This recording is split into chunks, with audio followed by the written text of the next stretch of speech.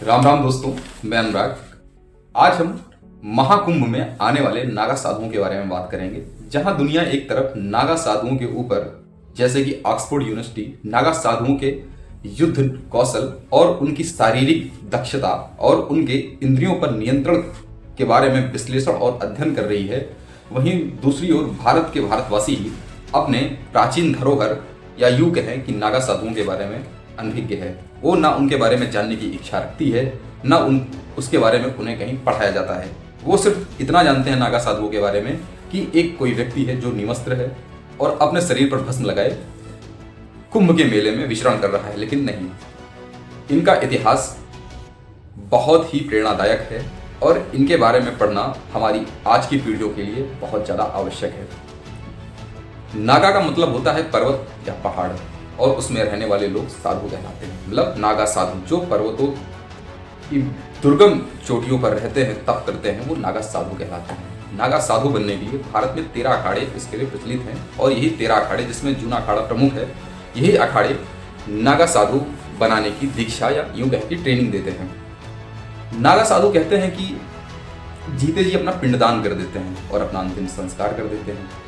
क्यों? क्योंकि उनका ये मानना है कि जो व्यक्ति नागा साधु बनता है उसका इस भौतिक दुनिया से कोई तालमेल नहीं रहता। वो इस भौतिक दुनिया में शारीरिक रूप से तो रहता है, लेकिन आध्यात्मिक और मनोवैज्ञानिक रूप से वो उसका इस दुनिया से कोई तात्पर्य या तादात्म्य नहीं रहता है। तो फिर ये नागा साधु, आपके मन में सवाल आएगा कि ये नागा साधु हमें कुंभ में ही क्यों दिखते हैं? क्योंकि त्रिवेणी एक पावन धरा है। यहीं पर जब राक्षसों और देवताओं में युद्ध चल रहा था अमृत को लेकर, तो वहां की एक बूंद यहाँ पर भी गिरी थी, और यहाँ पर 3 नदियां पवित्र जो हैं, गंगा, यमुना, सरस्वती, उनका संगम होता है, और यहीं पे तमाम साधु संत इकट्ठा होते हैं। तो जिन नागा साधुओं को हठ योग करना होता है, जिन नागा साधुओं को यज्ञ करना होता है, जिन नागा साधुओं को अपना कौशल दिखाना होता है, तप करना होता है, तो वो साल में एक बार इस माघ के मेले में कुंभ की नगरी प्रयागराज में इकट्ठा होते हैं। अब आपके मन में एक सवाल आएगा कि कुंभ के बाद ये कहाँ चले जाते हैं? तो माना जाता है कुंभ के बाद ये अपने अखाड़ों में चले जाते हैं, पहली बात। दूसरी बात कि ये पुनः अपनी उन्हीं पहाड़ों की दुर्गम चोटियों पर चले जाते हैं। क्यों? क्योंकि इनका समाज से कोई लेना देना तो है नहीं। पहले इनका लेना देना होता था, लेकिन जब से समाज ने इनको जानने की इच्छा, इनमें रुचि अपनी बंद कर दी, तब से इन्होंने अपने आप को पूरी तरीके से भारतीय समाज से काट दिया है। ना ये समाज में रहते हैं, ना इनसे किसी तरीके का कोई संबंध रहता है। तो कुल मिलाकर ये अपने आप को स्वयं ही लोगों से दूर रखते हैं। ये पहाड़ों में, गुफाओं में रहते हैं, और कहा जाता है कि अगर इनको भूख लगती है तो ये प्रचलित है कि ये 7 घर, एक दिन में ये 7 जगह भिक्षा मांग सकते हैं। मान लीजिए कि 7 घर में इन्हें भिक्षा नहीं मिली, तो ये 8वें घर में भिक्षा मांगकर अपनी भूख नहीं मिटा सकते हैं। उस दिन इन्हें भूखे ही सोना पड़ेगा, तब करना पड़ेगा। तो कुल मिलाकर ये नियम है। तीसरा क्या है कि ये अपने शरीर पर चिता की राख क्यों लगाते हैं? मिट्टी भी लगा सकते हैं, सिंदूर भी लगा सकते हैं। ये सिर्फ राख ही क्यों लगाते हैं चिता की? तो कहा जाता है कि जो नागा साधु होते हैं वो अपने आप को मृत मान लेते हैं, यानी कि जीवन मरण से वो मुक्त होते हैं। बस शारीरिक रूप से तो वो इस धरा पर होते हैं, लेकिन वो आध्यात्मिक, मनोवैज्ञानिक रूप से वो इस धरा पर नहीं होते हैं। और वो जो है चिता की भस्म लगाकर अपने शरीर पर यह संदेश देते हैं कि ये जो शरीर है, अंत में इसको भी राख बनना है, और जो मेरी शरीर है एक तरीके से ये राख बनने के लिए उत्सुक है।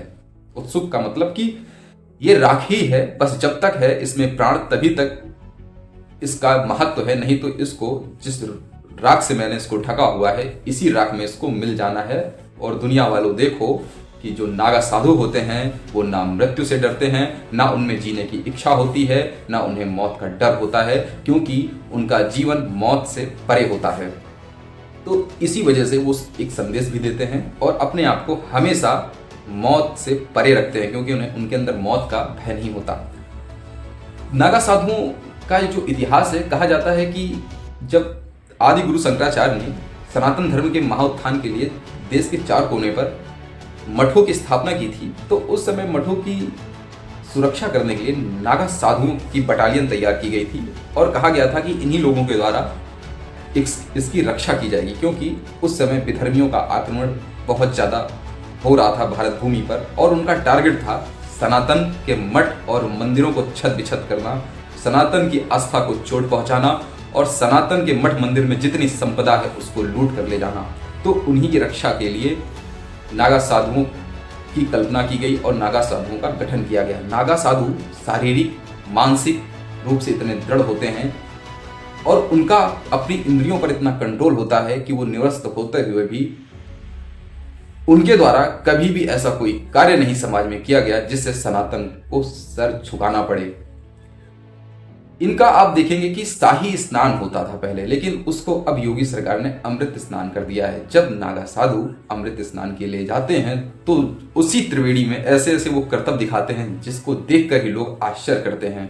वो भूखे प्यासे रहकर ही तपस्या करते हैं, कई कई दिनों तक उनको भोजन नहीं करना होता है। राख के सामने राख लगा के आग के सामने अगल बगल वो हठ योग करते हैं।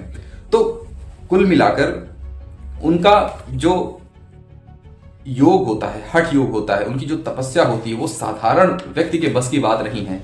और एक सवाल और जो आपके मन में होता है कि नागा साधु जो है युद्ध कौशल में कितना तादाद में रखते हैं, या क्योंकि अक्सर समाज में रहता है कि नागा साधुओं का युद्ध कौशल बहुत ज़्यादा होता है। ये बात सच है, क्योंकि जब इलाहाबाद पर अहमद साहब दाली का आक्रमण हुआ था तो इन्हीं नागा साधुओं ने इलाहाबाद यानी आज के प्रयागराज की रक्षा की थी, क्योंकि इनमें युद्ध कौशल बहुत ही बेहतर होता है। और इनकी संख्या 4 लाख है। 4 लाख तो बहुत से देशों की सेना नहीं होगी, उनकी जनसंख्या नहीं होगी। यहाँ पर भारत में 4 लाख नागा साधु रहते हैं और उनके द्वारा समाज में किसी भी तरीके का कोई उत्पात नहीं मचाया जाता है, ना किसी को कोई हानि पहुंचाई जाती है, ना ही किसी को कोई अपशब्द कहा जाता है। वो अपनी दुनिया में लीन होते हैं। नागा साधु कपड़े क्यों नहीं पहनते, एक सबसे बड़ा ये प्रश्न लोगों के मन में रहता है कि वो कपड़े भी तो पहन सकते हैं। तो उनका मानना है कि जब माँ के पेट में गर्भ में बच्चा रहता है वो भी निवस्त्र रहता है, जैसे उसको ठंडी गर्मी का एहसास नहीं होता, ठीक उसी प्रकार नागा भी अपने आप को उसी बच्चे के समान मानते हैं, या यूं कहें कि वो पर्यावरण को ही अपना वस्त्र मानते हैं। क्योंकि उनका मानना है कि जब धरती पर एक बच्चा आता है तो वो भी निवस्त्र आता है, पर्यावरण ही उसका कपड़ा होता है। तो वो पर्यावरण को ही अपना कपड़ा मानते हैं और निवस्त्र रहते हैं, क्योंकि उनका इंद्रियों पर इतना कंट्रोल होता है कि वो निवस्त्र होते हुए भी ऐसा कोई कार्य नहीं करते जिससे सनातन को सर झुकाना पड़े।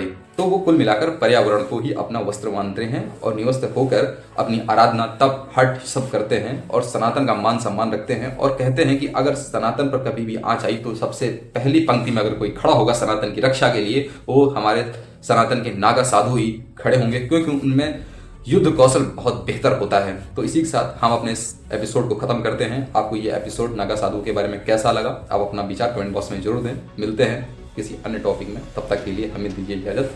नमस्कार।